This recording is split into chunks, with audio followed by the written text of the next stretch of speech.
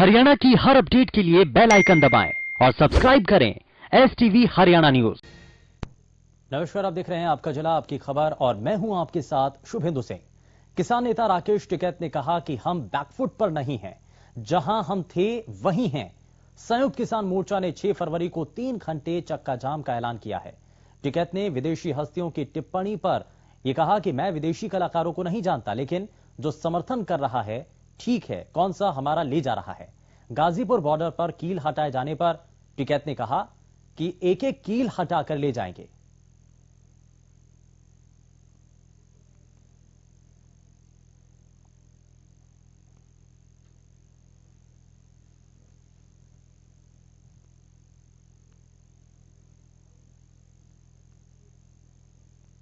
वहीं कृषि मंत्री जेपी दलाल ने कहा कि कांग्रेस किसानों के कंधे पर बंदूक रखकर चला रही है। किसान आंदोलन का हल केवल बातचीत से है।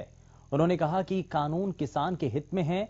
अगर किसान चाहते हैं तो सरकार इन्हें 1.5 साल तक के लिए टाल सकती है। अगर इसके कुछ दुष्परिणाम आते हैं तो फिर सरकार और इस पर फैसला ले सकती है। उन्होंने कहा कि कुछ राजनीतिक दल सत्ता के सपने संजोए बैठे हैं। कृषि मंत्री ने भूपेंद्र हुड्डा के उस बयान पर पलटवार किया जिसमें उन्होंने विधानसभा में अविश्वास प्रस्ताव लाने की बात कही।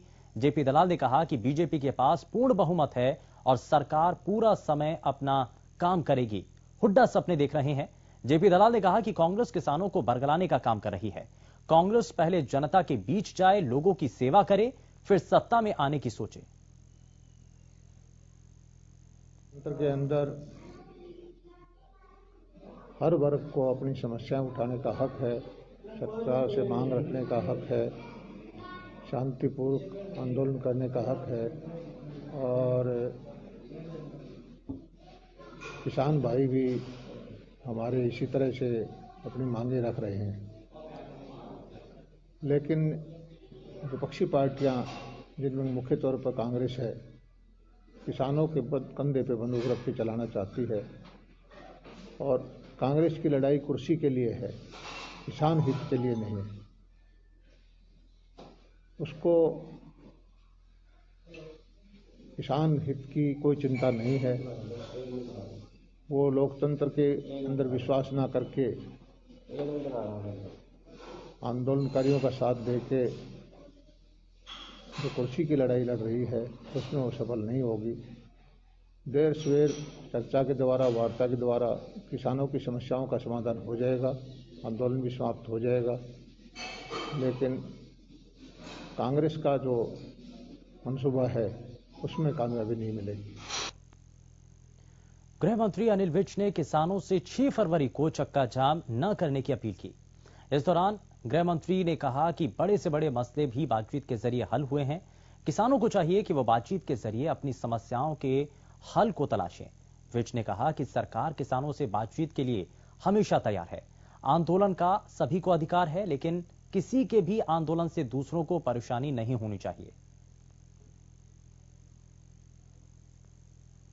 वैक्सीनेशन का सेकंड फेज आरंभ किया। पहले फेज में स्वास्थ्य कर्मियों को हमने इंजेक्शन लगाए हैं और लगभग 65% कर्मचारियों को लगाए जा चुके हैं। इस फेज में भी 1 लाख जो कर्मचारी हैं, जिसमें पुलिस के हैं, होमगार्ड के हैं, रेवेन्यू के हैं, लोकल बॉडीज के हैं, इनको हम लगाएंगे और हमारे पास सफिशिएंट मात्रा में वैक्सीन है। हमें इस बात का बहुत गर्व है कि इस महामारी के समय में हमें किसी दूसरे देश पर निर्भर नहीं करना पड़ा। हमारे देश के वैज्ञानिकों ने ही यहाँ पर वैक्सीन का निर्माण किया और अच्छी मात्रा में, प्रचुर मात्रा में सारे देश में ये वैक्सीनेशन का काम चलाया। वहीं किसान आंदोलन के चलते 6 फरवरी को 12 बजे से लेकर 3 बजे तक प्रदेश के सभी राजमार्ग, हाईवे और स्टेट मार्ग जाम करने का फैसला लिया गया, जिसमें उकलाना के किसान सुरेवाला चौक को जाम करेंगे। किसान नेताओं ने 6 फरवरी को लेकर अभी से तैयारियां शुरू कर दी हैं। किसानों का कहना है कि सुरेवाला चौक हिसार से चंडीगढ़, चंडीगढ़ से सिरसा और हिसार से पंजाब को जोड़ने वाला NH-52 पर है। उन्होंने कहा कि ये चौक 6 फरवरी को 12 बजे से 3 बजे तक जाम रखा जाएगा।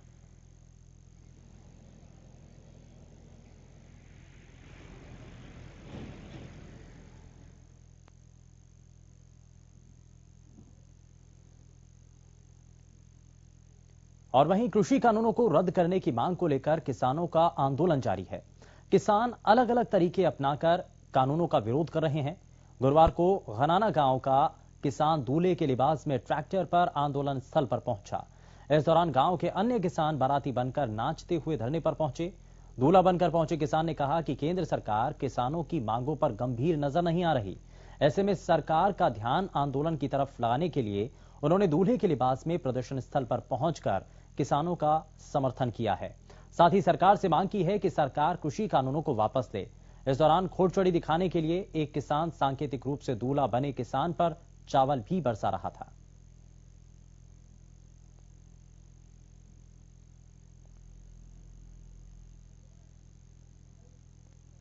मोदी जी को ये दे रहे हैं, आप तीनों काले कानून वापस लेगा जब तक हम तीनों वोटों तक ऐसे ही जाएंगे। दूल्हा है, ये दूल्हे सिस्टर है, ये चौड़ बघारी है, ऐसे ही जाएंगे जब तक तीनों काले कानून नहीं लेगा। हम तो ये आए ना, जो अपने तीनों काले कानून लेगा तो हम जाएंगे, नहीं तो यहीं रहेंगे।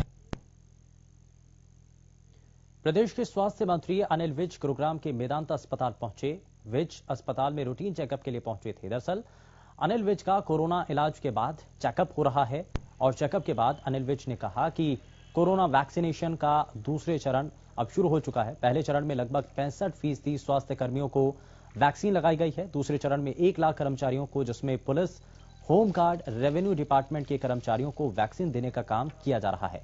विज ने कहा कि हमारे पास भरपूर मात्रा में वैक्सीन की डोज है। उन्होंने कहा कि हमें इस बात पर गर्व है कि इस महामारी में भारत को दूसरे देशों पर निर्भर नहीं करना पड़ा।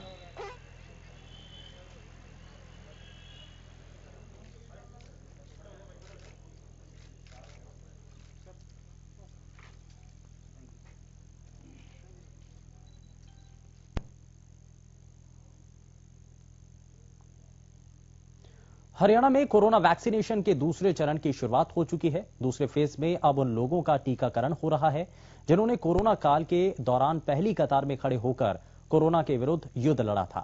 पंचकुला में अभियान की शुरुआत डीजीपी मनोज यादव ने की। पहले दिन डीजीपी मनोज यादव समेत हरियाणा पुलिस के अन्य फ्रंटलाइन वर्कर्स ने टीका लगवाया। करनाल में भी उपायुक्त, पुलिस अधीक्षक समेत कई आला अधिकारियों ने गुरुवार को कोरोना की वैक्सीन लगवाई। इस टीकाकरण के बाद आधा घंटा अधिकारी ऑब्जर्वेशन रूम में रहे। इस दौरान पलवल में भी कोरोना वैक्सीनेशन का दूसरा चरण शुरू किया गया, जिसमें जिला प्रशासन के अधिकारी और कर्मचारी, पुलिस विभाग के अधिकारी और सफाई कर्मचारियों को वैक्सीन लगाई गई। देश और समाज हमें निःशुल्क और प्राथमिकता के आधार पे ये कोविशील्ड दे रहा है। ये बिल्कुल सुरक्षित है। ऑलरेडी भारत में 40 लाख से ज्यादा लोग इस टीकाकरण को करवा चुके हैं। आज हरियाणा पुलिस का शुभारंभ हुआ है। तो मैं सभी जवानों से ये अपील करूंगा, और न सिर्फ जवानों से बल्कि सभी नागरिकों से, कि वो आगे आए और इस देश को कोरोना मुक्त करने में अपना योगदान करें। वैक्सीनेट किया जाएगा और उसमें लोगों को मोटिवेट करने के लिए और एक थोड़ा सा डर जो बना है उसको नॉर्मलाइज करने के लिए आज मैंने और हमारे साथ सभी प्रशासनिक अधिकारियों ने, जिसमें एसपी साहब हैं, हमारे नगर निगम के कमिश्नर साहब हैं, हमारे एसडीएम हैं करनाल के, हम सब ने वैक्सीनेशन कराया है। और लोगों से मैं, जितने भी हमारे कोविड वॉरियर्स हैं, उनको यही संदेश देना चाहूँगा कि किसी भी तरीके से डरने की आवश्यकता नहीं है। बिल्कुल नॉर्मल सी प्रोसीजर है और जरूर लगवाएं। किसी प्रकार की कोई अफवाह पे ध्यान ना दें। और सरकार अब जितने भी हेल्थ केयर वर्कर्स है, उसके बाद में जितने भी कोविड के रिगार्डिंग जो काम कर रहे थे, जो वर्कर्स, हमारे पुलिस डिपार्टमेंट के सभी कर्मचारी, उनका भी कोविड वैक्सीनेशन होना है। तो उनके लिए यही संदेश है कि कोविड वैक्सीनेशन के लिए जरूर आगे आएँ। और किसी प्रकार और वहीं सिरसा में कोरोना को मात देने के लिए दूसरे चरण की वैक्सीनेशन तैयारी इसको लेकर शुरू हो गई है, जिसमें फ्रंटलाइन वर्कर्स को वैक्सीन लगाई जाएगी। पहले चरण में 4,885 स्वास्थ्य कर्मियों को वैक्सीन लगाई गई थी। आपको बता दें कि स्वास्थ्य विभाग के निदेशक ने अधिकारियों को दिशा निर्देश दिए हैं और जल्द ही दूसरे चरण की वैक्सीन लगनी शुरू हो जाएगी। जैसे चीफ सेक्रेटरी सर की अध्यक्षता में हमारी वीसी मुकम्मल हुई, तो उसमें हमारा जो फेज 2 के जो फ्रंटलाइन वर्कर्स का वैक्सीनेशन किया जाना है, उसकी भी जल्द ही तारीख आ जाएगी। तो हमारा जो फ्रंटलाइन वर्कर्स का वैक्सीनेशन किया जाना है, जिसमें अर्बन लोकल बॉडीज हैं, पुलिस डिपार्टमेंट है, और ये जो पंचायती राज इंस्टीट्यूशन के कर्मचारी हैं, डिस्ट्रिक्ट रेवेन्यू ऑफिस के जो एम्प्लॉयज़ हैं, इन सभी का वैक्सीनेशन किया जाना है। जैसे भी स्टेट हमारे को मतलब इसका इंस्ट्रक्शन देती है कि भी इसका जो टीकाकरण शुरू कर दिया जाए। कोरोना वैक्सीनेशन के दूसरे चरण की शुरुआत हो चुकी है। दूसरे फेज में अब उन लोगों को टीका लगाया जा रहा है जिन्होंने कोरोना काल के दौरान पहली कतार में खड़े होकर कोरोना के विरुद्ध युद्ध लड़ा था। इस दौरान सीएमओ मनीष बंसल ने जानकारी देते हुए बताया कि दूसरे चरण के टीकाकरण के लिए करीब 3000 लोगों को चयनित किया गया, जिनका विवरण कोविन पोर्टल के माध्यम से उनको मिला और उन्हें वेरीफाई करके टीकाकरण शुरू कर दिया गया है। सीएमओ ने कहा कि कुछ लोगों के मन में कोरोना टीकाकरण को लेकर कुछ भ्रम है, जिन्हें दूर किया जाना भी जरूरी है। हैदराबाद में हमने लगभग 65% लोगों को फर्स्ट जो हमारी कैटेगरी थी हेल्थ वर्कर्स की 65% को हमने वैक्सीनेट कर दिया है। अब हम आज से हमारे जो फ्रंट लाइन वर्कर्स हैं उनको हमने वैक्सीनेशन का सेशन लगाने शुरू किए हैं। इनमें पुलिस प्रशासन के, इनमें हमारे म्यूनिसिपैलिटी के सफाई कर्मचारी और पब्लिक रिप्रेजेंटेटिव्स, ये इसमें हमारे आ जाएंगे। सेकेंड फेज में हमने 3000 लोगों को अभी आइडेंटिफाई किया हुआ है और अभी ये लिस्ट अपडेट हो रही है और जल्दी ही हम उसके बारे में एग्जैक्ट फिगर आपको दे देंगे।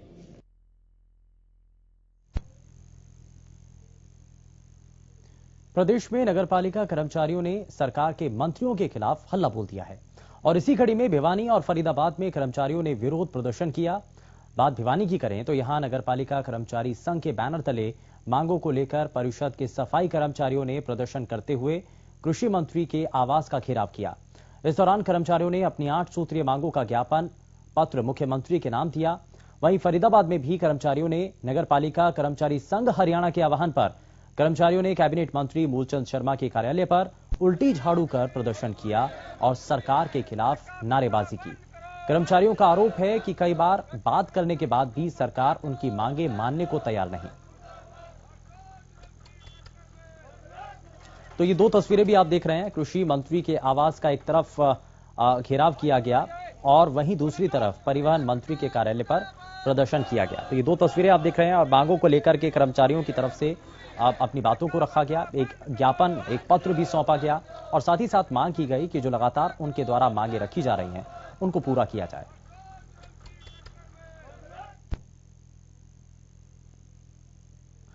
वहीं सिरसा में नगर परिषद के सफाई कर्मचारियों और दमकल विभाग के कर्मचारियों ने सर्व कर्मचारी संघ के बैनर तले प्रदर्शन किया। सफाई कर्मचारियों ने हाथों में झाड़ू लेकर नाराजगी जाहिर की। प्रदर्शनकारियों का कहना है कि कच्चे कर्मचारियों को पक्का करने, कोरोना से मौत का ग्रास बने कर्मचारियों को 50 लाख रुपए की राशि देने, पुरानी पेंशन बहाली, रिक्त पदों पर भर्तियां और ठेकेदारी प्रथा को खत्म करने की मांग की गई। हमारे जो समझौते हुए थे ना 17 अप्रैल और 20 अप्रैल 17 अगस्त, और उसमें हमारी सहमति बनी थी। कोरोना काल में भी हमारी सहमति बनी थी भी जो कोरोना से प्रभावित होकर कर्मचारी की डेथ होगी उसको 50 लाख रुपया दिया जाएगा। आज तक वो कोई सिरे नहीं चढ़ी और उसके बावजूद जो कच्चे कर्मचारी हैं उनको पक्का किया जाएगा। पुरानी पेंशन जो है बहाल की जाएगी। ऐसे कई मुद्दे थे जो उसमें हमारी सहमति बनी थी। कैथल में गुरुवार को नगरपालिका कर्मचारी संघ हरियाणा के आह्वान पर उल्टा झाड़ू कर रोष मार्च निकाला गया। इस दौरान कर्मचारियों ने राज्य मंत्री कमलेश ठांडा के निवास स्थान पर प्रदर्शन किया। वहीं कर्मचारी नेताओं ने बताया कि झाड़ू हमेशा सफाई करने का काम करती है, लेकिन अगर सरकार कर्मचारियों की अनदेखी करे तो उल्टी झाड़ू से उनकी गलत नीतियों की सफाई की जाती है। दरअसल नगरपालिका के कर्मचारियों की काफी लंबित मांगे हैं और मांगे भी क्या समस्याएं हैं। वर्कलोड होने के बावजूद, दिन रात काम करने के बावजूद भी समय पर वेतन नहीं मिल रहा। प्रति आबादी के अनुसार नए पद सृजित करने की इनकी मुख्य मांग है। इनकी कच्चे कर्मचारियों को रेगुलाइजेशन करने की, ठेकेदारी की आड़ में जो इनका शोषण हो रहा है उसकी मुख्य मांग है। इन मांगों को लेकर के आज नगर पालिका के कर्मचारी पूरे हरियाणा के अंदर मिनिस्टर्स को ज्ञापन देकर के हरियाणा सरकार के नाम ज्ञापन दे रहे हैं। और अब खबर अंबाला से है, जहां नगर परिषद ने प्रॉपर्टी टैक्स जमा नहीं कराने वालों के खिलाफ मोर्चा खोल दिया है। नगर परिषद ने स्टाफ रोड पर एक बिल्डिंग को सील कर दिया, जिस पर लगभग 30 लाख रुपए प्रॉपर्टी टैक्स बकाया था। इस बारे में बताते हुए नगर परिषद के सचिव राजेश कुमार ने बताया कि आगे भी जिन बिल्डिंग पर प्रॉपर्टी टैक्स बकाया है, उनको भी जल्द सील किया जाएगा।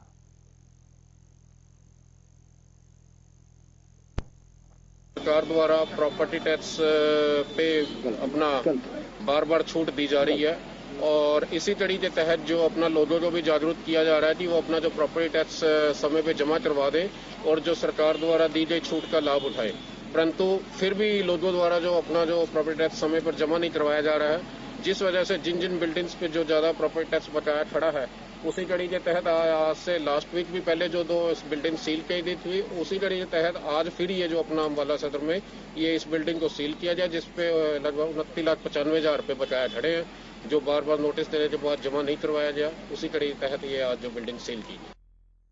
तो प्रॉपर्टी टैक्स लगातार लोगों से वसूलने के लिए पहले नोटिस दिया जा रहा है, लेकिन जो प्रॉपर्टी धारक अभी भी उन नोटिस पर गौर नहीं कर रहे हैं, नजरअंदाज कर रहे हैं, ऐसी प्रॉपर्टी मालिकों के खिलाफ एक्शन भी लिया जा रहा है। वहीं आपको बता दें कि प्रॉपर्टी टैक्स जमा न करने पर बिल्डिंग सील की जा रही है और उसके बाद क्योंकि सील करने के बाद अगला जो कदम होता है वो ऑक्शन के लिए होता है। और यहां आपको बता दें लगभग ऐसे कई प्रॉपर्टी धारक हैं जिन्होंने अभी तक भी प्रॉपर्टी टैक्स जमा नहीं किया और इसी को लेकर के फिलहाल विभाग एक्शन मोड में नजर आ रहा है और प्रॉपर्टी टैक्स जमा नहीं करवाने वालों को लेकर के लगातार नोटिस दिए जा रहे हैं और प्रॉपर्टी टैक्स जमा न करने पर फिलहाल बिल्डिंग सील भी की जा रही है। लगभग 30 लाख रुपए प्रॉपर्टी टैक्स जिस बिल्डिंग पर बकाया था उस पर एक्शन लिया गया है।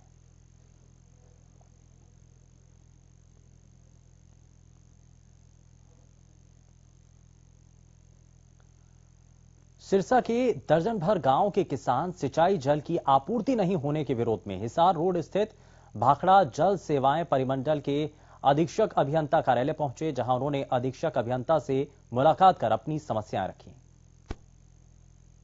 क्योंकि अगे डैम का जो लेवल है बहुत नीचा हो गया, ਅਸੀਂ ਇਹਨਾਂ ਨੂੰ ਇਹ ਵੀ ਕਿਹਾ ਸੀ ਵੀ ਡੈਮ ਦਾ ਲੈਵਲ ਨੀਚਾ ਹੋ ਗਿਆ ਤਾਂ ਪਹਿਲਾਂ ਅੱਜ ਤੋਂ 4 ਮਹੀਨੇ ਪਹਿਲਾਂ ਤੇ ਪੰਜਾਬ ਦੇ ਇਸੇ ਡੈਮ ਨੇ ਕਿਸਾਨ ਤਬਾਹ ਕੀਤੇ, ਤਾਂ ਉਦੋਂ ਸਰਕਾਰ ਨੇ ਪ੍ਰਬੰਧ ਕਿਉਂ ਨਾ ਕੀਤਾ ਤੇ ਅੱਜ ਮਤਲਬ ਵੀ ਇਹ ਡੈਮ ਦਾ ਲੈਵਲ ਨੀਚਾ ਦਿਖਾ ਰਹੇ ਨਾ, ਤਾਂ ਕਿਤੇ ਨਾ ਕਿਤੇ ਵੀ ਗੜਬੜ ਹੈ ਜੀ। ਵੀ ਹੁਣ ਮੌਸਮ ਬਦਲ ਗਿਆ, ਇਹ ਕਹਿੰਦੇ ਵੀ ਬਰਫ਼ ਪਿਘਲੂਗੀ, ਬਰਫ਼ ਦੇ ਨਾਲ ਪਾਣੀ ਆਉਂਦਾ ਤੇ ਸਾਨੂੰ ਤਾਂ ਕਿਤੇ ਨਾ ਕਿਤੇ ਇਹ ਲੱਗਦਾ ਹੈਗਾ ਵੀ ਕਿਸਾਨਾਂ ਨਾਲ ਅਣਦੇਖੀ ਕਰੀ ਜਾਂਦੀ ਹੈ। ਅਜੇ ਐਸਸੀ ਸਾਹਿਬ ਨੇ ਸਾਨੂੰ ਤਾਂ ਇਹ ਬਤਾਇਆਗਾ ਅੱਜ ਵੀ ਹੋ ਸਕਦਾ ਤੁਹਾਨੂੰ 1 ਮਹੀਨਾ ਵੀ ਪਾਣੀ ਹੋਰ भी पूरे तौर पे बंद किया। फरीदाबाद पुलिस को बड़ी कामयाबी हासिल हुई है। पुलिस ने एक चोर को गिरफ्तार किया, जिसके पास से पुलिस ने 40 लाख रुपए की कीमत का सोना बरामद किया है। आपको बता दें कि आरोपी ने कुछ दिन पहले एक ज्वेलरी शॉप में चोरी की वारदात को अंजाम दिया था। 29 जनवरी को ज्वेलरी शॉप में चोरी हो गई थी, जिसमें करीब 40 लाख का सोना चोरी कर लिया था, जिसमें हमने एक राशिद नाम के लड़के को अरेस्ट किया है, जो कि यूपी का रहने वाला है, ग्रेटर नोएडा का। इसके खिलाफ करीब 1 दर्जन मुकदमे दर्ज हैं, जिसमें ये हमेशा ज्वेलरी शॉप में ही चोरी करता है और इसने यहाँ पर 1 हफ्ते रेकी करके अल्टीमेटली इसमें चोरी करी थी 40 लाख की इस सराय मार्केट की ज्वेलरी शॉप में, जिसमें हमने 100% रिकवरी कर ली है।